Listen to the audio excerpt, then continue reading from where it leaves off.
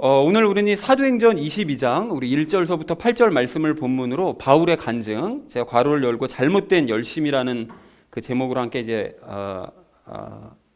적어놨는데요. 그 제목으로 말씀을 함께 나누도록 하겠습니다. 자, 우리는 그 지난주에 사도행전 21장을 이제 모두 마치면서 그 유대인들에게 그 매를 맞으면서도 그 복음을 전하고자 했던 그 바울의 열심을 우리가 이제 본받자라는 얘기를 이제 함께 나눴습니다. 그래서 관련된 우리 네 가지 이야기를 지난주에 나눴거든요. 우리 첫 번째 나눴던 이야기가 무엇이었을까요? 복음 전파에 대한 열정. 그렇습니다. 복음 전파에 대한 열정을 갖자고 그랬습니다. 오늘 그 문제가 있어서 사실은 주보를 출력을 못했는데 그래서 대답을 못하실 줄 알았더니 그래도 너무 감사합니다. 그래서 복음 전파에 대한 열정을 갖자고 그랬는데 그 바울 정도의 열정을 우리가 갖지는 못할지라도 우리 주변 사람들에 대한 안타까운 마음을 가질 수는 있다라는 얘기를 지난주에 했었었죠. 그리고 또 우리가 지금 신앙생활을 하면서 교회에서 신앙생활을 하면서 은혜가 무엇인지, 은혜의 삶이 무엇인지를 안 지는 좀 꽤 됐다고 이제 말씀을 드렸습니다. 그래서 은혜의 삶을 아는 만큼 다른 사람들이 바르게 신앙생활하지 못하는 모습이 우리 눈에 보인다면, 그런 안타까운 모습이 보인다면 전해야 될 책임도 우리에게 있다라고 그래서 우리 그 기쁨을 나누는 우리가 되자라고 첫 번째로 우리 함께 나눴었죠. 자, 그런가 하면 두 번째로 나눴던 얘기가 무엇이었을까요? 그렇습니다. 안 들어도 계속 전하자고 그랬습니다. 그 지난주에 그 에스겔 대언자를 예를 들어서 썼는데요. 하나님께서 에스겔 대언자에게 말씀하시는 걸 봤더니 이스라엘 백성들은 처음서부터 지금까지 계속해서 말을 듣지 않는다. 아무리 얘기해도 들으려고 하지 않는다. 그렇지만 걔네들에게 계속해서 전해야 된다라고 이제 하나님께서 이제 말씀을 하셨는데요. 근데 지금도 사실은 이제 교회 다니는 그 많은 그 교인들이 안 듣습니다. 그 복음을 잘 안다고 생각하기 때문에 들으려고 하지 않습니다. 그래서 은혜의 복음도 사실은 처음에만 관심을 가지지 시시해야 한다고 말씀을 드렸었죠. 왜냐하면 하나님과 함께 그냥 날마다 일상의 삶, 그냥 따분해질 수도 있는 그런 일상의 삶을 그냥 함께 살아가는 삶이라는 게 전혀 매력적으로 느껴지질 않는 거예요. 뭔가 대단한 뭔가가 있을 거라고 생각되는 거지. 그러다 보니까 이제 시시하는데, 그렇기 때문에 사실은 은혜의 삶은 모든 사람에게 드러나 있지만 아는 사람만 알게 되고 누릴 수 있는 비밀이다라고 말씀을 드렸었죠. 그래서 그럼에도 불구하고 우리는 전해야 된다라는 얘기를 두 번째로 나눴습니다. 자, 그런가 하면 세 번째로 나눴던 얘기가 무엇이었을까요? 환경과 상관없이 살아야. 그렇습니다. 환경과 상관없이 전하자고 그랬습니다. 그러니까 바울은 지난주에 뭐 복음을 증거할 그런 분위기가 되지도 않았었고 또 상황이 아니었었는데도 그 복음을 어떻게든 전하라고 했었거든요. 근데 이제 안타깝게도 그 많은 그 교인들이 여유가 생기면 내가 신앙생활 열심히 하겠다, 또 내가 여유가 생기면 복음 전파도 열심히 하겠다라고 이제 생각하는 사람들도 많은데, 사실은 그런 생각은 은혜의 삶을 이해하지 못한 그런 모습이라고 했었었죠. 진정한 은혜를 깨닫게 되면 예수님과 함께 살아가는 삶이 곧 열심히 살아가는 삶이 신앙생활을 열심히 하는 것이고, 또 함께 살아가는 그 예수님을 남들에게 말하는 것이 곧 그것이 전도다. 그러니까 신앙생활을 따로 있는 것이 아니고 전도가 따로 있는 게 아니라 예수님과 함께하는 삶이고 신앙생활이요 전도다라는 얘기를 지난주에 드렸었죠. 그래서 우리가 전혀 상황과 상관없이 신앙생활을 할 수 있고 증거할 수 있으니 예수님께서도 약속해 주신 건 뭐였죠? 너희에게 입과 또 지혜를 너에게 주겠다라고 말씀하신 그 약속의 말씀을 우리가 믿고 우리가 다른 사람에게 증거해 나가자라는 얘기를 세 번째로 나눴습니다. 자, 그런가 하면 마지막 네 번째로 나눴던 얘기가 무엇이었을까요? 하나님의 도우심을 힘입자. 그렇습니다. 하나님의 도우심을 힘입자고 그랬습니다. 그 지난주에 그 바울이 겪었던 일들을 가만히 보니까 바울이 그 매를 맞아서 많은 유대인들에게 매를 맞는 바람에 모든 유대인들을 모을 수 있었고, 또 그리고 너무 심하게 맞아서 로마 군인들에게 보호를 받으면서 복음을 증거할 수 있었고, 많은 사람들 앞에서요. 그리고 그 이후로는 이제 그 대제사장과 장로들 앞에서도 복음을 증거할 기회를 얻고 로마 사람들에게도 복음을 증거할 기회를 계속 얻는 걸 보니까 바울이 지금 겪고 있는 이 일들이 피상적으로 봤을 때는 정말 고난을 겪고 있는 것 같지만 사실은 그 모든 과정들이 더 많은 사람들에게 복음을 증거할 수 있는 기회를 주신 하나님의 그 역사다라는 사실을 우리가 발견을 했었죠. 그래서 우리가 그것을 보면서 전하고자 하는 사람에게는 계속해서 이렇게 어떤 모습으로든 기회를 주신다. 그러나 전하고자 하지 않으면 그런 기회는 전혀 주시지 않는다. 그러니까 우리가 이 은혜의 삶을 전하자라고 마지막 네 번째로 나눴습니다. 그래서 사랑하는 우리 나눔 있는 교회 성도님들 모두는 이 시대에 바울이 되셔서 그 은혜의 복음을 열심히 있게 전파하시는 저와 여러분 되어주시기를 다시 한번 주님의 이름으로 간절히 축원을 드립니다. 지난주 주제가 이거였었죠. 복음 전파에 대한 이 바울의 열정을 본받자. 사람들에게 매를 맞으면서도 어떻게든 복음을 전하고자 하는 그 바울의 열정을 본받아야 되는데, 오늘서부터는 이제 바울의 간증을 보면서 바울의 그 과거의 모습을 보면서 그 방향을 우리는 바르게 잡고 열심을 내자. 무조건 열심을 낼 것이 아니라 방향을 바르게 잡고 열심을 내자. 이제 이 주제에 대해서 함께 이야기를 나누도록 하겠습니다. 자, 그래서 우리 각절 말씀을 나눌 텐데요. 먼저 1절 말씀 우리 함께 읽도록 하겠습니다. 사람들아, 형제들아, 아버지들아, 내가 이제 너희에게 변명하는 말을 들으라. 이렇게 되어 있는데요. 그냥 너무 평범해 보일 수 있는 이 말씀 중에 이제 무엇을 발견했는가 하면 이 앞에 지금 바울이 처음 그 간증하고 설교를 시작하면서 사람들아, 형제들아, 아버지들아라고 얘기를 하잖아요. 근데 이것이 당시에 뭐 사람들에게 얘기를 연설하기 전에 그냥 관용구로 썼던 표현이었을지도 모르지만 정말 재밌게도 스데반 집사가 그 돌에 맞아 죽기 전에 왜 공의원들 앞에서 설교했었잖아요. 그때 맨 처음에 시작했던 말이 바로 이것이었습니다. 똑같은 말을 합니다. 과거 죽음을 당했던 스데반 집사가 설교를 시작할 때 사람들아, 형제들아, 아버지. 그때 바울도 그 자리에 있었거든요. 그러니까 아마 이제 바울이 예루살렘에 오면 자기가 죽을 것이라고 생각하잖아요. 그러니까 지금 이 설교를 마칠 때쯤 자기는 스데반처럼 돌에 맞아 죽을 것이다라고 아마 각오를 했었던 것 같습니다. 그래서 죽기를 각오했더니 바울이 과거 스데반 집사를 기억하면서 똑같은 식으로 인사를 시작하지 않았나라고 좀 뭉클한 면이 좀 있는 거죠. 자, 그래서 전체 의미를 이렇게 정리할 수가 있겠는데요. 여러 형제들과 선배님들, 이제부터 제가 하는 말을 잘 들어주십시오라고 이제 바울이 얘기를 시작합니다. 2절 말씀 우리 함께 읽도록 하겠습니다. 그가 히브리 말로 자기들에게 말하는 것을 그들이 듣고 더욱 잠잠하거늘 그가 이르되 라고 말씀하시는데 이건 뭐 특별히 어려운 내용이 없으니까요. 그 바울이 이제 히브리어, 그러니까 그 유대인들이 쓰는 말로 말을 시작하자 유대인들은 더욱 잠잠해졌고, 그러니까 자기네가 알아들 수 있는 말이 나오니까요. 더욱 잠잠해지면서 이제 바울이 이제 말을 시작했다라는 것이 이제 2절 내용이 되겠습니다. 자, 3절 우리 함께 읽도록 하겠습니다. 진실로 나는 유대인으로 길리기아의 도시 다소에서 태어났으되 이 도시에서 가말리엘의 발밑에서 자라며 조상들의 율법의 완전한 방식에 따라 가르침을 받았고 이날 너희 모든 사람처럼 하나님을 향해 열심이었노라 라고 말씀합니다. 여러분, 길리기아의 도시 다소는 지난주에 우리가 지도를 확인하셨잖아요. 그래서 그 저기 안디옥 교회 그 서북쪽으로 아까 올라가면 그 다소가 있었었고요.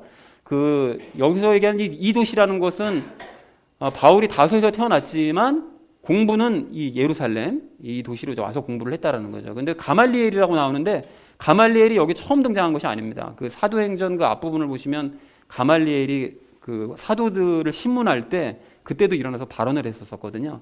근데 그 가말리엘이 누구였는가 하면 바울의 직계 스승이자 율법 박사였습니다.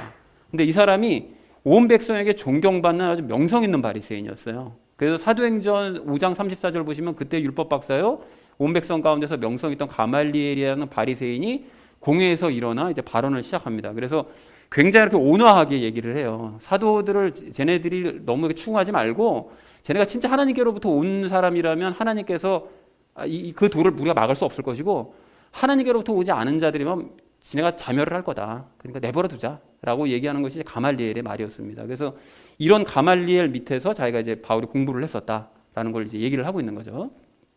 그리고 이 말씀에 좀 오해를 하지 마셔야 될 것이 조상들의 율법의 완전한 방식이라고 하니까 얼핏 쓱 한번 써서 보면 그 율법을 완전하게 지킬 수 있는 방식이라고 마치 이렇게 읽히거든요. 근데 사실 그런 뜻이 아니라 조상들의 율법을 완전하게 지키고자 했었던 그 장로들의 유전에 따라서라는 그런 뜻입니다. 그러니까 장로들의 유전이라는 것은 유대인들이 율법을 한번 좀 완전하게 우리 한번 지켜보자라는 그런 의도로 만든 방식이다라는 그런 의미인 거죠. 그러니까 장로들의 유전이 율법을 완전하게 지킬 수 있는 방법이라는 뜻이 아니라는 것을 좀 확인하셨으면 좋겠습니다. 자, 그리고 가르침을 받았다고 되어 있거든요. 근데 이게 백성들에게 존경받는 가말리엘에게 바울이 장로들의 유전에 대한 가르침을 열심히 자기는 받았다라고 이제 얘기를 하고 있습니다. 그리고 그 3절 하반절을 보면 하나님을 향해 열심이었다라고 되어 있는데 과거형으로 되어 있잖아요. 그러니까 이거를 보면 지금은 하나님을 향한 열심이 나는 없지만 뭐 이런 뜻이 아니라 그런 뜻이 전혀 아니고요. 과거의 장로들의 유전에 대한 그 인간적인 열심을 나는 가지고 있었다. 그리고 그것이 하나님을 향한 열심인 줄로 나는 오해를 하고 있었다. 착각하고 있었다라는 것을 얘기하고 있는 거죠. 그러니까 이걸 거꾸로 얘기하면 너희 모든 사람, 그러니까 너희 유대인들은 지금 장로들의 유전에 열심을 내면서 그것이 하나님께 열심을 내고 있는 것으로 지금 사실은 오해하고 있는 것이다라는 걸 은연중에 지금 얘기를 하고 있는 것이죠. 자, 그래서 3절 전체 의미를 이렇게 정리할 수가 있겠는데요. 나는 유대인으로서 다소에서 태어났고 예루살렘에서 가말리엘의 제자로 커가며 장로들의 유전을 따라 가르침을 받았고 너희 모두처럼 그것에 대한 열심을 가지고 있었다. 장로들의 유전에 대한 열심을 가지고 있었다라고 라고 정리할 수가 있겠습니다. 자, 이어진 4절 말씀 우리 함께 읽도록 하겠습니다. 내가 이 길을 핍박하여 사람을 죽이기까지 하고 남자들과 여자들을 다 결박하여 감옥에 넘겨주었노니 라고 말씀합니다. 이 길이라는 것은 당연히 그 그리스도교, 기독교죠. 그러니까 예수님을 그리스도로 믿는 바로 그 교리, 그것을 자기가 열심히 핍박했다는 거죠. 예수는 이단이라는 거예요. 예수 믿는 자들도 모두가 다 이단이다 라고 핍박을 했죠. 그리고 사람을 죽였다고 그랬는데 바울이 언제 죽였는가 하면 스데반 집사를 직접 죽였다라는 것은 아니고 이제 스데반 집사를 죽일 때 협력을 했었죠. 그래서 사도행전에도 나오는 것처럼 그가 죽는 것을 마땅히 여겼다. 그래서 사도 바울이 그 옷을 다 사람들에게 맡아두는 그런 이제 협력하는 역할을 하죠. 자, 그리고 다 결박해서 감옥에 넘겨주었다고 되어 있는데요. 바울은 정말 유대교인으로 있었을 때 기독교를 핍박하는데 정말로 열심을 했습니다. 지금은 복음 전하는데 정말로 열심을 내잖아요. 누구도 따라올 수 없게. 그런데 그때 당시에는 정말 기독교인들을 핍박하는데 그 누구도 따라올 수 없게 열심을 냈습니다. 그러니까 아주 굉장히 잔인할 정도로 그렇게 열심을 냈던 거죠. 자, 4절 전체 의미를 이렇게 정리할 수가 있겠는데요. 나는 기독교를 핍박하여 사람을 죽이기까지 했고 남자들과 여자들을 다 결박해서 감옥에 넘겨줬다라는 것이 4절의 의미가 되겠습니다. 자, 이어진 5절 우리 함께 읽도록 하겠습니다. 대제사장과 장로의 신분을 가진 모든 사람들도 나에 대해 증언하느니라. 내가 또한 그들로부터 형제들에게 보내는 편지를 받아 다마스쿠스로 가서 거기 있던 자들도 결박하여 예루살렘으로 끌어다가 형벌을 받게 하려 하였노라. 여러분, 여기 나에 대해 증언한다는 것은 그 대제사장과 그 장로들도 지금 이스라엘 그 지도부로 있는 그 사람들도 자기를 너무 잘 알고 지금도 자기에 대해서 증언을 한다는 거예요. 그러니까 대제사장을 비롯한 유대 지도자들 모두는 바울도 잘 알고 바울의 그 열심, 얼마나 기독교인들을 잔인하게 핍박했었는가를 너무나 잘 알고 증언까지 하고 있다. 그러니까 너희도 알고 있을 거 아니냐, 그런 얘기를 들어봤어 라고 지금 얘기를 하는 거죠. 그리고 형제들이라고 되어 있는데요. 여기서 얘기하는 형제들은 다마스쿠스에 사는 그 유대인들을 얘기합니다. 그래서 그들에게 이제 편지를 보내서 바울이 그 다마스쿠스로 도망간 기독교인들을 붙잡을 때 그 거기 사는 그 유대인들은 알 거잖아요. 대충 뭐 낯선 사람들이 왔으니까. 그러니까 걔네들을 협조를 해서 이제 잡을 수 있도록 도와줘라라고 이제 그 편지를 받은 거죠. 자, 그래서 형벌을 받게 하려고 돼 있다고 얘기를 하는데요. 그 바울은 외국으로 도망을 간 그리스도인들까지 모두 잡아서 처벌하라는 열심을 가지고 있었어요. 그러니까 굳이 사실 외국으로 도망간 애들까지 잡아올 필요는 없었거든요. 그냥 여기 예루살렘만 깨끗하게 만들고 유다만 깨끗하게 만들면 되는데 그게 꼴보기가 싫은 거예요. 그냥 아주 어떻게든 씨를 말리고 싶은 거죠. 그래가지고 외국까지 쫓아가가지고서는 걔네들을 전부 다 죽이려고 하는 아주 이런 굉장한 큰 열심을 가지고 있었습니다. 그래서 5절 말씀을 이렇게 정리할 수가 있겠는데요. 대제사장과 장로들 모두가 내가 얼마나 열심을 냈었는지 잘 알고 있다. 나는 또한 허가증을 받아 다마스쿠스로 가서 그곳으로 도망간 그리스도인들까지 결박하여 예루살렘에서 형벌을 받게 하려고 했었다. 라는 것이 5절의 의미가 되겠습니다. 자, 이어진 6절 말씀 우리 함께 읽도록 하겠습니다. 내가 길을 가다가 다마스쿠스에 가까이 갔을 때에 정오쯤 되어 갑자기 하늘로부터 큰 빛이 나와 나를 둘러 비춤으로 라고 말씀합니다. 여기 큰 빛이 나와서 이제 자신을 둘러 비쳤다고 얘기를 하는데 이게 여러분 지금 정오라고 되어져 있잖아요. 그러니까 그쪽 동네가 이렇게 사막 기후라서 이제 한낮 되면 굉장히 뜨거운 상태일 텐데 정오쯤 돼서 굉장히 빛이 밝을 때 빛이 보이니까 그 햇빛보다 더 밝은 빛이 보인 거죠. 그러니까 굉장히 강렬한 빛이 자기를 이제 둘러 비춘 거죠. 햇빛보다 더 밝은 빛으로 오신 예수님을 이제 만나게 된 거죠. 예수님께서 빛의 형태로 오셔서 바울을 만나 주신 거죠. 자, 그래서 전체 의미를 이렇게 정리할 수가 있겠습니다. 내가 다마스쿠스에 거의 도착했을 때가 12시쯤이었는데 그때 하늘로부터 큰 빛이 내려와 나를 둘러 비췄다. 굉장히 환상적인 경험을 한 거죠. 이게 이제 그 주변에 있었던 사람들도 그 빛을 보긴 봤거든요. 근데 바울처럼 음성을 듣지는 못했습니다. 예수님의 구체적인 음성을 듣지는 못하고 그냥 빛만 봤던 거죠. 자, 그리고 7절 이어진 말씀 우리 함께 읽도록 하겠습니다. 내가 땅에 쓰러져 들으니 한 음성이 있어 내게 이르시되 사울아 사울아 어찌하여 내가 나를 핍박하느냐 하시거늘 라고 말씀합니다.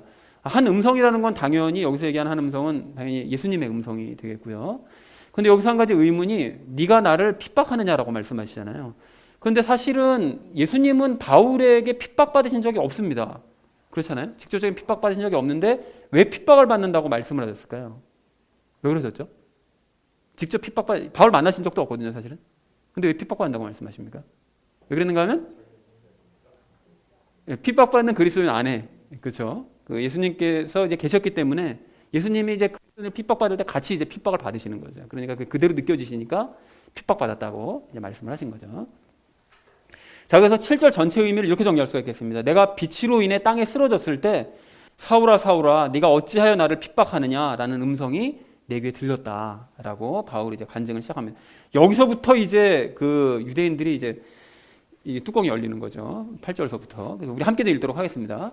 내가 대답하되 주여 누구시니까 하니 그분께서 내게 이르시되 나는 내가 핍박하는 나사렛 예수라 하시더라 라고 말씀합니다. 여기서 뭐 특별히 어려운 내용이 없는데요. 전체 의미를 이렇게 정리할 수가 있겠습니다. 그때 나는 주여 누구십니까? 라고 여쭸는데 그분께서 나는 내가 핍박하는 나사렛 예수다 라고 말씀하셨다라는 거예요. 그러니까 바울이 핍박하러 다마스쿠스로 가는 도중에 빛으로 내려오셨다라는 얘기까지 들었을 때 유대인들이 그러려니 했는데 그 빛으로 오신 분이 예수라고 하니까 이게 이단인 거죠. 그러니까 유대인들 듣는 입장에서는 여기서부터 뚜껑이 열리기 시작해서 좀 더 듣다가 그냥 막 폭동을 일으킵니다. 자, 그래서 이렇게 자기가 경험한 것을 얘기했다라는 것이 이제 오늘 전체 내용이 되겠습니다. 그래서 전체 그 본문 그 각절을 이렇게 정리할 수가 있겠는데요. 바울이 히브리어로 말을 시작하자 유대인들은 잠잠해지며 주목했다라는 것이 1, 2절 내용이고요. 나는 다소 출신 유대인이며 가말리엘의 제자로서 장로들의 유전을 배웠고 그것에 열심을 냈다라는 것이 3절 내용입니다. 나는 기독교를 핍박하여 사람을 죽였고 남녀를 불문하고 결박하여 감옥에 가뒀다라는 것이 4절 내용이고요. 그리고 대제사장과 장로들도 그런 나의 열심을 잘 알고 있다. 또한 나는 허가를 받아서 다마스쿠스로 도망간 그 기독교인들을 붙잡아 오려고 했었다라는 것이 5절 내용이고요. 그리고 내가 다마스쿠스에 거의 도착했을 때 하늘에서 큰 빛이 내려와 나를 감쌌다. 나는 땅에 쓰러졌고 왜 나를 핍박하느냐는 그런 음성을 들었다라는 것이 6절, 7절의 내용이 되겠습니다. 그리고 마지막 8절은 내가 그분의 정체를 묻자 그분은 나사렛 예수라고 대답하셨다라는 것이 8절의 내용이 되겠습니다. 그래서 오늘 본문의 결론을 이렇게 맺어볼 수가 있겠는데요. 바울은 방향을 모르는 채 그냥 무작정 열심히 달리기만 하다가 하나님의 뜻과 계속 멀어졌던 거죠. 자기는 정말 하나님을 위하는 일이라고 생각해서 기독교인들을 잡아 죽이고 가두고 막 이런 일에 정말 열심을 다했는데 사실은 그것이 하나님의 뜻과는 정반대되는 길이었던 거예요. 그러니까 방향을 모르고 무작정 열심히 달리다가 예수님께서 브레이크를 탁 거신 거죠. 그래서 우리는 방향을 바르게 잡고 열심을 내자. 무조건 열심을 낼 것이 아니라 방향을 바르게 잡고 열심을 내야 된다라는 것이 오늘의 주제가 결론이 되겠습니다. 방향을 바르게 잡아야 될 우리가 오늘 그 첫 번째로 함께 나눌 이야기는 사람의 가르침을 조심하자라는 것입니다. 여러분 오늘 3절 말씀을 다시 한번 좀 보십시오. 3절 말씀을 여러분 다시 보시면 그 바울은 백성들에게 존경받는 가말리엘 아래에서 그 장로들의 유전을 배웠다라고 이제 고백을 합니다.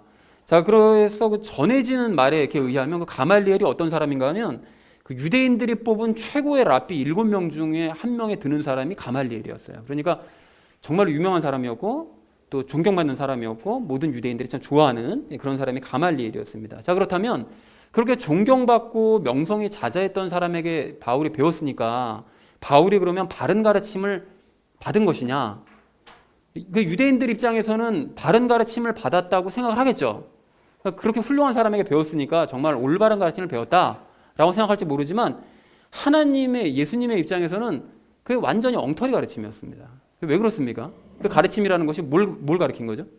장로들의 유전을 가르친 거니까. 그러니까 예수님 입장에서는 완전히 엉터리 가르침인 거예요.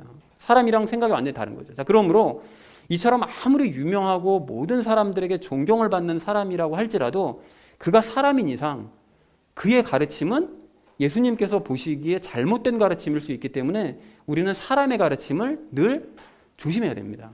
사람의 가르침 배울 때. 아닌 게 아니라 그렇게 백성들에게 막 존경받고 막 유명했던 그 가말리엘에게 그 배웠다는 그 바울이 뭐에 열심을 내죠? 뭐에 열심을 내는 걸 오늘 봤더니만 하나님께서 기뻐하시는 그리스도인들을 가두고 죽이는 일에 그 잘못된 일에 아주 열심을 내더라는 것입니다. 그렇게 존경받는 사람에게 배웠는데 하나님께서 기뻐하시는 사람들을 잡아 죽이는 이런 일에 열심을 내니 완전히 잘못 배운 거죠. 근데 이건 바울뿐만이 아닙니다. 그 사람인 랍비에게 배웠었던 그 유대인들이 사실은 다 잘못 배워가지고 예수님을 거부하잖아요. 그리고 기독교도 거부하고요. 그리고 그리스도인들을 다 핍박하고 하는 이런 일들을 해서 모두가 다 지옥불로 들어가더라는 것이죠. 자, 그래서 예수님을 만난 이후에 그 바울, 그러니까 오늘이 이제 바울이 예수님을 만났잖아요. 근데 그 이후로 그 바울의 모습을 보면 이렇게 사람에게 배우는 것이 이게 좋은 게 아니구나, 이게 위험한 것이로구나 라는 사실을 이제 바울이 깨달아서 기독교 교리를 이제 사람에게 배우지 않고 예수님께 직접 배웁니다. 그래서 그걸 어떻게 할 수가 있죠? 그것이 이제 갈라디아서 1장 11절 12절을 보면 아실 수가 있는데요. 바울이 이렇게 고백을 합니다.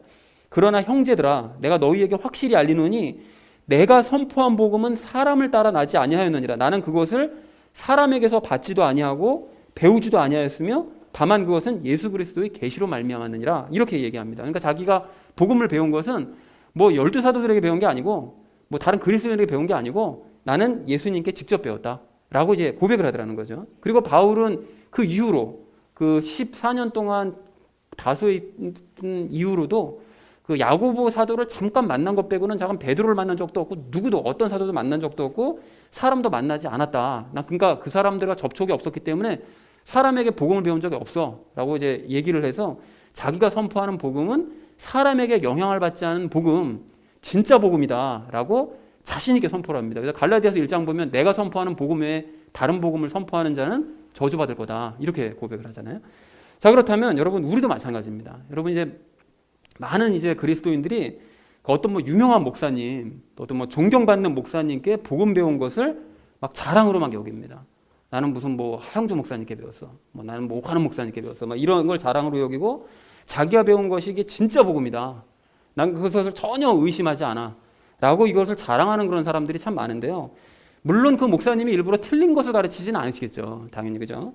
그렇지만 방금 말씀드린 그 가말리엘과 바울의 경우처럼 그 가르침을 사람에게 배운 이상 그 가르침은 순수한 예수님의 가르침이 될 수는 없는 거죠. 그럴 수가 없습니다. 그러니까 그 가르침을 100% 진짜라고 생각해서는 안 되고 사람에게 배운 것을 자랑거리로 여기지도 말아야 됩니다. 사람에게 배운 것은 참고만 하는 거예요. 참고만. 어떤 유명한 목사, 어떤 뭐 대단한 사람이 얘기한다 할지라도 그건 참고만 할 뿐인 거예요. 우리는 그건 뭘 봐야 되는 거죠? 성경을 봐야 되는 거죠. 반드시 성경으로 우리가 성경에서 예수님의 말씀을 들어야 되는 거고 그 사람의 말도 아무리 유명한 사람의 말이라도 성경으로 검증을 할 수 있어야 된다는 것입니다. 이런 얘기를 들으면 너무 과민 반응 보이는 거 아니냐. 그래도 그 유명한 목사님들, 존경받는 목사님들인데 그래 그렇게 얘기할 수 있냐라고 생각하실지 모르겠지만 여러분 혹시 좀 엉뚱한 얘기긴 한데 여러분 종이를 그 똑같은 길이로 여러 장 잘라보신 경험이 있으신가요? 가령 그 뭐 종이 테이프를 5cm 간격으로 100장을 잘라야 돼요. 그러면 여러분 그 자르실 때 어떻게 하죠? 첫 장은 자르실 때 자로 대가지고 5cm 딱 자르시겠죠. 근데 계속 자로 대가지고 자르는 게 아직 영 불편한 일이 아니거든요. 그러니까 어떻게 하죠? 자른 종이를 대고 연필로 긋고 자르잖아요. 그 자른 종이 또 그 다음에 대고 또 자르고 그냥 이렇게 자르면 어떻게 됩니까? 경험해 보셨나요? 점점 길어지잖아요. 그래서 나중에는 다 버려야 되죠. 여러분 이게 왜 그렇게 됩니까? 이게 매번 그렇게 자루재기가 귀찮다고 그래가지고 잘라놓은 그 5cm 종이 테이프 가지고 이제 금을 거서 자르게 되면 그 자른 것이 0점 몇 밀리라도 오차가 생길 수밖에 없어요. 조금 더 늘어날 수밖에 없죠. 그리고 그걸 이용해서 재고 또 재고 또 재고 하다 보면 오차가 누적되어가지고 점점 길이는 늘어날 수밖에 없습니다. 그러니까 마찬가지라는 거죠. 2000년 근전의 사도들이 설마 잘못된 가르침을 가르쳤겠습니까? 사람들에게. 당연히 예수님에게 배운 것을 가르쳤겠죠. 당연히 가르쳤을 텐데 그것이 순수하게 예수님의 가르침만 가르쳤으면 좋겠지만 사도들이 예수님 자체가 아닌 이상 예수님과 물론 연합해서 전하의심을 따라 전하려고 하죠. 그렇긴 하지만 자체가 아닌 이상 그 말에 자기의 말과 생각이 섞일 수밖에 없다라는 것입니다. 그래서 바울이 난 사도들에게 안 배웠다라는 걸 계속 강조하는 거예요. 사도들에게 배웠다. 난 배워도 상관없어 사도들에게. 이렇게 얘기하는 것이 아니라 사도들도 어차피 사람이기 때문에 걔네들한테 배우면 오류가 생길까 봐 난 사도들에게 절대로 배우지 않았어를 갈라디아서 1장에서 그렇게 강조하더라는 거죠. 자, 그런데 그런 사도의 가르침을 받은 어떤 사람이 장성해가지고 믿음이 장성해서 또 다른 어떤 사람을 가르치게 되면 어떻게 되는 거죠? 그 가르침은 사도들에게서 나온 그 생각과 자기 생각이 겹쳐진 것이 또 이제 전달이 될 수밖에 없는 거죠. 그리고 그 사람이 그 가르침 받은 사람이 또 장성해서 또 다른 사람을 가르치게 되면 점점 이 잘못된 것들 사람 가르침이 쌓이게 돼서 나중에는 예수님 가르침 반, 사람 가르침 반, 양념 반, 프라이드 반 뭐 이렇게 반반 섞이게 될 수밖에 없는 이런 상황이 되는 거죠. 그럼 어떻게 됩니까? 어떻게 되느냐면 귀찮아도 자로 계속해서 종이에 대고 잘라야 되는 것처럼 복음도 성경만 보든지 아니면 기준된 그 성경으로 사람의 가르침을 끊임없이 계속 검증해 나가야 됩니다. 아무리 확실한 것 같다 할지라도 검증을 해야 돼요. 에이, 아무리 그래도 그렇지 매번 게 귀찮기도 하고 그리고 성경이 어렵기도 한데 어떻게 이렇게 매번 검증을 할 수 있겠어요? 라고 생각하시면 안 됩니다, 여러분. 그렇게 귀찮아서 성경 확인하지 않고 그냥 사람에게 받은 교육을 이건 정말 참된 교육이야. 이렇게 생각했던 유대인들 모두가 지옥불로 들어갔다는 사실을 여러분 절대로 잊으시면 안 된다는 거죠. 그리고 무엇보다 여러분 만약에 여러분이 하나님께 직접 배울 기회가 있고 어떤 유명한 목사에게 배울 기회가 있다. 그러면 여러분 어떤 기회가 주어진다면 어떤 걸 택하시겠습니까? 당연히 하나님께 직접 가르침 받는 그 기회를 택하지 않으시겠어요? 하나님 싫고 나는 유명한 목사 받을래. 이럴 사람은 없을 것 같아요. 다 하나님께 직접 받으시고 싶으실 텐데 그렇다면 성령님께 여쭈시면서 자기 눈으로 직접 성경을 읽으시기 바랍니다. 여러분 그것이 예수님께 직접 가르침을 받는 방법이라는 거예요. 그러니까 우리가 목사에게 배운 것을 전혀 자랑할 필요가 없는 거예요. 성경을 보면서 내가 예수님께 가르침을 받고 있는 사람은 어떤 유명한 목사에게 가르침 받은 거 전혀 자랑스러워하지도 않고 그걸 자랑으로 여기지도 않습니다. 왜냐하면 하나님께 직접 교육받고 있으니까. 처음에는 근데 그래 성경을 볼 때 졸리기만 하실 수도 있고 이게 무슨 내용인지 하나도 몰라가지고 머리에 들어오지도 않고 뭐 예수님의 가르침은커녕 뭐 아무런 음성조차 들리지 않을 수도 있는데 예수님의 비밀을 난 알고 싶다. 나는 예수님을 정말 어떤 분인지 알고 싶다라는 그런 간절한 마음으로 여러분 포기하지 말고 계속 읽으시면 어느 순간서부터 성령님께서 성경을 친히 가르쳐 주신다는 사실을 깨달으실 수가 있습니다. 자, 여러분 그런가 하면 우리는 이렇게 사람의 가르침, 뭐 성경에 대한 어떤 가르침뿐만이 아니라 사람들과 일상적으로 나누는 대화에도 너무 귀를 기울일 필요는 없는데요. 여러분 유명한 목사의 가르침도 우리가 참고 정도만 해야 된다면 우리 주변 사람들과 일상적으로 나누는 그 대화들도 역시 그냥 참고 정도만 하시면 됩니다. 여러분, 그러니까 남의 말은 제가 뭐 전혀 들을 필요 없고 그냥 네 소견, 네 고집대로 그냥 뭐 너는 네 소견 옳은 대로 살아. 이걸 말씀드리는 게 아닙니다. 그냥 제가 드리고 싶은 말씀은 상대방과 대화를 나눌 때 상대방 말이 정말 그럴듯해요. 정말 참 대단한 것 같아요. 식견이 탁월하고 정말 지혜도 정말 뛰어난 것 같아요. 그렇다고 그래서 그 사람 말이 무조건 맞다고 생각하면서 따르려고 하지 말고 저 사람 말도 과연 성경적으로 이게 맞는 말인가 틀린 말인가를 검증을 해야 된다는 거죠. 그러려면 유명한 목사의 말이나 주변 사람들 말이나 다 검증하려면 성경을 열심히 읽어야 되겠죠. 그래서 사랑하는 우리 나눔 있는 교회 성도님들 모두는 사람의 가르침과 말을 너무 신뢰하지 마시기 바랍니다. 특히나 유명한 사람, 존경받는 사람의 경우에는 더더욱 조심하시기 바랍니다. 왜 그렇습니까? 모두가 다 확인하지 않거든요. 저 사람 말은 신뢰받은 사람의 말이니까 말이라고 생각해서 아무도 성경으로 검증할 엄두를 내질 않습니다. 그러니까 더 조심해야 된다는 거죠. 그렇게 성경으로 검증하지 않은 가르침은 정말로 위험할 수 있다는 사실을 기억하시고 사람이 아닌 성경을 통해서 예수님께 직접 가르침을 받으시는 저와 여러분 되어주시기를 주님의 이름으로 간절히 축원을 드립니다. 자, 방향을 바르게 잡아야 될 우리가 오늘 두 번째로 나눌 이야기는 잘못된 열심을 조심하자라는 것입니다. 여러분 오늘 4절 말씀을 다시 한번 보십시오. 4절 말씀 보시면 바울은 누가 상 주는 것도 아닌데 사람을 막 죽이고 가두면서 기독교 핍박에 아주 열심을 냅니다. 그리고 5절 말씀을 또 보니까 외국으로 도망간 사람들까지 그걸 굳이 그걸 잡으러 가나 싶을 정도로 그럴 필요 없었는데 그러니까 기독교 씨를 말리려고 아주 외국까지 쫓아가죠. 정말 열심을 냈습니다. 그래서 이제 어떤 목사님이 그 얘기하시는 걸 이렇게 보니까 바울이 이렇게 무엇을 하더라도 이렇게 열심을 내는 스타일이었기 때문에 예수님께서 이제 그런 바울의 열심을 보시고 그 바울을 이제 이방인의 사도로 삼으신 것이다. 이제 이렇게 설교를 하시는 걸 제가 들은 적이 있는데요. 얼핏 들으면 그게 맞는 얘기잖아요. 그런데 사실 그건 틀린 말입니다. 여러분 왜 그런가 하면 예수님께서는 방향을 바르게 잡지 못한 상태로 무작정 열심을 내는 것을 싫어하시기 때문에 그래요. 그런 모습을 기특하다 이렇게 생각하지 않으시고 그건 잘못됐어 라고 분명히 생각하시기 때문에 그렇다는 거예요. 그래서 가령 그 장로들의 유전을 그 맹목적으로 실천했던 그 바리새인들과 서기관들 있잖아요. 그 바리새인과 서기관들이 얼마나 열심을 냈습니까? 그런데 그들을 보면서 예수님께서 뭐라고 말씀하셨느냐? 야, 너희는 그래도 뭐라도 열심히 내니까 참 좋다. 정말 참 잘하고 있어. 이렇게 격려하셨습니까? 전혀 아니었죠. 그런 자들을 저주하셨습니다. 쓸데없는 것에 열심히 내니 저주하시더라는 거예요. 그러니까 방향을 잘못 잡고 열심을 내면 하나님의 뜻과는 정반대 방향으로 갈 수 있기 때문에 예수님께서는 무조건적인 열심을 싫어하신다는 것입니다. 그럴 수 있다가 아니라 싫어하시는 거예요.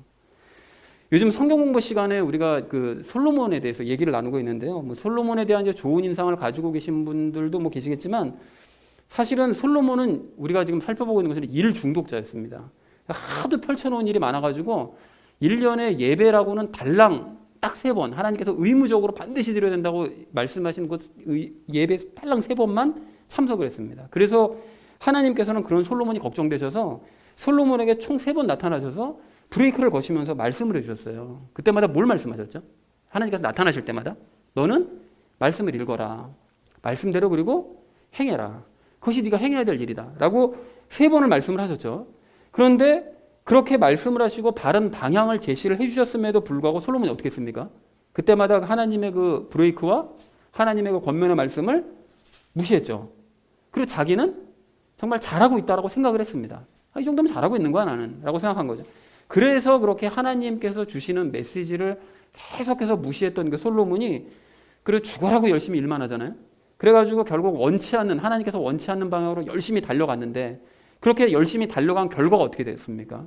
전도서 1장 말씀을 보시면 자기가 탄식을 하면서 고백을 하잖아요. 헛되고 헛되며 헛되고 헛되니 모든 것이 헛되도다.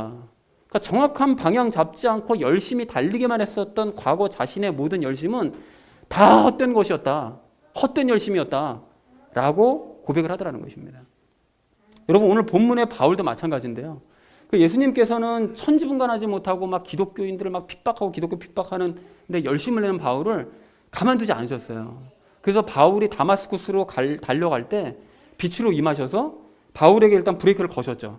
그러니까 무작정 열심을 내는 그 달려가는 삶이 이 완전 잘못된 거다라는 것을 알려주신 거죠. 그리고 무엇보다 예수님께 방향을 맞추지 않은 열심은 방향을 맞추지 못하는 사람은 눈먼 자와 다를 바 없어 라는 것을 가르쳐 주시기 위해서 잠시 후에 바울의 눈을 멀게 만들어 버리십니다. 2차로 브레이크를 걸어버리신 거예요. 아주 세게 걸어버리신 거죠. 자, 그런데 그 이유가 재밌습니다. 바울이 그렇게 2번이나 브레이크가 걸려가지고 내가 이제껏 열심을 했던 것이 잘못된 것이로구나 라는 걸 깨닫고 난 다음에 눈을 떴거든요. 뜨고 난 다음에 바울이 어떻게 하죠? 곧바로 회당으로 달려가지고 유대인들을 막 설득을 합니다. 그러니까 자기가 알고 있는 그 율법 박사한테 배웠으니 얼마나 율법을 잘 알겠어요. 그러니까 자기가 알고 있는 그 장로들의 유전을 가지고 사람들이 다 반박을 하는 거예요. 너희가 지금 알고 있었던 그런 것들이 다 잘못된 거고 사실은 예수 그리스도가 하나님의 아들이시라고 자기가 알고 있는 지식을 총동원해가지고 하니까 그래서 유대인들을 막 판판이 넘어뜨리니까 하나님 입장에서는 이걸 예수님을 전하는 일이긴 하지만 그 전하는 방법에 있어서 이것이 예수님의 힘으로 하는 것이 아니라 다 자기 지식과 자기 열심 가지고 하는 거잖아요. 그러니까 이게 또 열심 내기 시작하는 거죠. 잘못된 방향을 잡고 또 열심만 내기 시작하는 거죠. 그러니까 어떻게 하시죠? 하나님께서 또 브레이크 걸으셔가지고 바울을 달랑 들으셔가지고 고향으로 보내버리시더라는 거예요. 14년 동안. 그리고 거기서 특별 과외를 시키시더라는 거예요. 그러니까 그 이후로는 바울이 자기 힘으로 안 하잖아요. 다 예수님의 힘으로만 하려고 하지. 자, 그런데 여러분 이건 지금도 마찬가지입니다. 이제 많은 그리스도인들이 각자가 가진 이유에 따라서 열심히들 달립니다. 뭐 누구는 복 받기 위해서 달리고요. 누구는 병 고치기 위해서 달리고요. 누구는 죄값을 갚아보려고 달리고요. 또 누구는 예수님께 잘 보이기 위해서 아주 열심들을 냅니다. 자, 그런데 그런 그리스도인들은 자기가 그렇게 내는 열심이 이게 나를 위한 열심인지 예수님을 위한 열심인지를 따져보지 않고 그냥 무조건 달려요. 그렇게 배워왔으니까 그냥 달리는 게 최고다라고 생각하고 무조건 달립니다. 자기가 사실 믿고 있는 그 예수님이 성경에서 말씀하고 계신 예수님이 맞는가 사실 이거부터 확인을 해야 되는데 그거는 확인할 엄두도 내지 못하죠. 그냥 무조건 확인하지 않고 무조건 달리기만 하는 거예요. 그런데 그렇게 계속 잘못된 열심을 내면 예수님께서 어떻게 하실까요? 이 모양 저 모양으로 그 삶에 브레이크를 거십니다. 거리셔서 하던 일을 다 망쳐버리게 만들어 버리시든지 나락으로 떨어져 버리게 만드시든지 병에 걸리게 만드시든지 큰 한계의 벽을 만나게 하시든지 어떤 모양으로든지 그 사람에게 브레이크를 거시는 거예요. 그래서 저는 지금의 이 코로나 사태도 사실은 잘못된 방향으로 열심히 달리기만 하는 그 성경과는 전혀 상관없는 열심을 내는 이 땅의 이 그리스도인들과 교회들에게 예수님께서 브레이크 거신 것이라고 생각을 합니다. 아니, 저 정확하게 표현하자면 코로나를 이용해서 브레이크를 거신 거죠. 모든 교회들에게. 그러니까 무조건 잘못된 방향으로 끝까지 달려가게 하지 않으시고 중간에 브레이크 걸어주시는 게 얼마나 감사한 일이에요. 사실은 감사한 일인 건데 그렇게 브레이크를 걸어주셨음에도 불구하고 브레이크를 계속해서 무시하고 달리는 교회들과 교인들이 많거든요. 제가 봤을 때는. 그러면 어떻게 될까요? 그렇게 계속 달려가면. 예수님께서 솔로몬에게 그러셨던 것처럼 계속 기회는 주시겠지만 그걸 무시하고 계속해서 달려나가면 예수님께서는 어느 순간 그냥 브레이크 없는 기차가 되도록 내버려 두시는 거죠. 그렇게 되면 그 사람이 그냥 갈 곳으로 가게 되는 것입니다. 돌이킬 수 없는 곳으로 가는 거죠. 그래서 과거 유대인들이 그 길로 달려갔었던 거고요. 카톨릭도 그 길로 달려갔고 이제는 개독교인이라 불리는 사람들이 그 길을 열심히 달려가고 있는 중에 있습니다. 그러니까 그들의 전철을 우리가 밟고 싶지 않다면 개신교인들은 어떻게 되는 거죠? 예수님께서 이 브레이크를 거신 것을 깨닫고 이제 멈춰서 스스로를 돌아봐야 됩니다. 뭐 코로나를 뭐 이용해가지고 우리를 핍박하려고 이런 쓸데없는 소리 하지 말고 정말 이게 하나님께서 우리에게 브레이크를 거신 건 아닌가, 내 예배 생활과 나의 삶의 방식이 뭐가 잘못된 건 아닌가를 스스로 돌이켜보는 기회로 삼아야 된다는 것입니다. 그리고 여러분 이건 우리도 마찬가지인데요. 물론 우리는 뭐 예수님과 멍에를 메고 있으니까 그런 사람들과는 다르게 말씀을 통해서 우리는 성령님의 음성을 듣고 예수님께 통제를 받는 삶을 살고 있는 줄로 믿습니다. 맞죠, 여러분? 우리가 그렇게 살고 있는데 그럼에도 불구하고 우리 안에 남아있는 그 죄 때문에 우리는 간혹 예수님 잊거나 또 무시해버리고서는 내 힘으로 열심을 낼 때도 있습니다. 이것도 맞죠? 이게 우리의 현실이에요. 자, 그런데 예수님께서는 그럴 때 우리의 삶에 브레이크를 거세요. 그래서 일이 막 꼬이게 만들어버리시든 뭐 몸이 아프게 하시든 같은 말씀을 계속해서 들려주시든 뭐 여러 가지 방법으로 계속해서 우리에게 브레이크를 거시죠. 근데 그렇게 일단 브레이크를 잡으시면서 우리를 하여금 깨닫게 하시는 거예요. 너 지금 나랑 달리고 있는 거 맞아? 라는 걸 깨닫게 하시는 거죠. 그래서 함께 지금 지고 계시던 거 멍에를 막 나 혼자 달려가려고 할 때 멍에를 칵 잡아버리시는 거죠. 그래서 멈추게 하시는 거죠. 그래서 근래에 삶 가운데 느껴지는 브레이크가 있으셨나? 를 돌아보시면 아 이거 좀 브레이크 잡힌 거다. 라는 걸 참된 그리스도인이면 분명히 깨달으실 수가 있습니다. 그래서 사랑하는 우리 나눔 있는 교회 성도님들 모두는 그럴 때 스스로를 돌아보시기 바랍니다. 그동안 내가 예수님께 주목하지 않고 나 혼자 혹시 열심을 내고 있었던 것은 없었나? 또 예수님께서 원치 않는 방향으로 나 혼자 지금 열심히 달리고 있었던 것은 아니었나를 스스로 돌아보시기 바랍니다. 그리고 그러한 잘못된 방향과 열심을 여러분 발견을 하셨다면 이제 돌이키시면 됩니다. 낙심하실 필요 없습니다. 그냥 돌이키시면 됩니다. 돌이키시고 얼른 다시 예수님께 집중하시기 바랍니다. 그러니까 내 안에 계신 예수님을 바라보시기 바랍니다. 그래서 곧 회복되시고 예수님께 초점 다시 맞추시고 다시 시작하시는 저와 여러분 되어지시기를 주님의 이름으로 간절히 축원을 드립니다. 자, 방향을 바르게 잡아야 될 우리가 오늘 마지막 세 번째로 함께 나눌 이야기는 영적 무기력을 조심하자라는 것입니다. 여러분 방금 말씀드렸던 것처럼 뭐 방향 없는 열심 또는 뭐 방향을 잘못 잡은 열심 이런 것들 이제 다 조심해야 된다고 말씀을 드렸는데 그러면 방향 그렇게 잘못 잡느니 그냥 아무것도 하지 않는 게 더 좋은 거 아닐까요? 뭐라고 생각하시거나 아니면 모든 일에 열심 내지 않으면 그만 아닐까요? 차라리 그냥 열심을 안 내면 되잖아요. 라고 생각하실 수가 있는데 사실 그러시면 안 됩니다. 여러분 우리가 그동안 바울을 이렇게 쭉 살펴봐서 아시겠지만 바울은 복음을 전하는데 진짜 열심히 했어요. 그리고 지난주에는 유대인들에게 거의 죽을 정도로 두들겨 맞으면서도 막 복음을 전하라고 열심을 내잖아요. 그러니까 열심을 내야 되는 건 맞아요. 그리스도인들이 뭐 아이고 열심 내다가 문제 생기려니 차라리 열심히 안 낼래가 아니라 열심을 내야 되는 건 맞습니다. 자, 그렇다면 우리는 아무것도 안 하는 것이 아니라 열심은 내되 뭘 기준으로 열심을 내야 되느냐? 당연히 나를 위한 열심이 아니라 예수님을 위한 열심을 내야 되는 거고 또 내 힘이 아닌 예수님의 힘으로 열심히 내야 되는 거고 또 사람의 가르침이 아닌 예수님의 말씀을 기준으로 열심히 내야 되는 게 이게 맞는 거죠. 자, 맞는데 이렇게 모든 것을 예수님을 기준으로 열심을 내야 되는 게 맞는데 한 가지 문제가 있습니다. 뭐죠? 우리는 십자가에 못 박혀 죽었다면서요. 근데 죽었는데 어떻게 열심을 냅니까? 근데 성경에서는 분명히 열심히 내라고 하시고 죽었다면서 뭐 어떻게 열심을 내요? 라고 생각하실 수 있는데 이 대목이 너무 중요합니다. 그러니까 죽었으니까 나는 아무것도 안 할래? 난 못해. 그거 맞죠. 그 말도 맞는데 여러분 아무것도 하지 않겠다라고 생각하시면 안 됩니다. 그건 영적인 무기력이에요. 우리는 십자가에 못 박혔고 예수님과 함께 멍해졌기 때문에 혼자 힘으로 할 수 있는 것이 아무것도 없고 정말 할 수 있는 것이 없는 것이 맞습니다. 맞지만 우리가 그래도 이런 와중에 열심히 할 수 있는 일이 있고 열심히 해야만 할 일이 있는데 그것이 뭘까요? 그렇습니다. 바로 그겁니다. 정말 감동스럽네요. 그겁니다. 믿는 일을 열심히 하는 거예요. 믿는 일을. 그래서 예수님께서 요한복음 6장 29절에서 이렇게 말씀하시잖아요. 하나님께서 보내신 자를 너희가 믿는 것 이것이 하나님의 일이니라. 그것이 우리가 열심을 내야 될 하나님의 일이라는 거예요. 그러니까 우리는 십자가에 매달려서 할 수 있는 일이 아무것도 없는데 믿음으로 말씀드리는 일은 열심히 할 수 있다는 거예요. 입은 살아있잖아요. 그죠? 입은 살아있으니까 계속 믿음으로 말씀드리는 일을 할 수 있다는 거예요. 그러니까 우리 그리스도인의 삶이라는 것은 예수님을 위해서 내 힘으로 열심을 내는 삶이 아니라 여러분 중요한 얘기니까 한번 잘 들어보십시오. 그리스도인의 삶이라는 것은 예수님을 위해서 내 힘으로 열심을 내는 삶이 아니라 거꾸로 예수님이 열심히 일하시도록 나는 열심히 믿기만 하는 삶을 사는 거예요. 내가 일하는 게 아니라 예수님이 일하시도록 자꾸, 그게 참 배은망덕해 보이잖아요. 그냥 그게 아니에요. 예수님이 일하시도록, 자꾸 일하시도록 일 더 열심히 하세요.